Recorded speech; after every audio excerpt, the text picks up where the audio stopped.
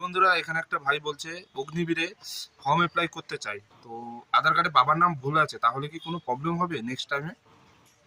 দেখো, অগ্নিবীর হোক, এসএসসিজিডি হোক, যে কোনো ডিপার্টমেন্টে তুমি যখন পরীক্ষা দিতে যাবে, ঠিক আছে, তুমি হয়তো ফর্ম অ্যাপ্লাই করে দেবে তখন, ঠিক আছে, বাট যখন তোমার নেক্সট টাইমে চাকরি হয়ে যাবে, যখন তোমার নেক্সট টাইম ডকুমেন্ট ভেরিফিকেশন হবে, তখন তোমার প্রবলেম হবে, ঠিক আছে। এর জন্য যাদের এই প্রবলেমগুলো আছে ডকুমেন্টসে, তারা কারেকশন করে নাও, ওকে। কারণ নেক্সট টাইমে কিন্তু তোমার প্রবলেম হবেই। তো তোমার যদি বাবার আধার কার্ডে বাবার নাম যদি ভুল থাকে, তাহলে তুমি অগ্নিবীরে কিন্তু ফর্ম অ্যাপ্লাই করতে পারবে না, ঠিক আছে।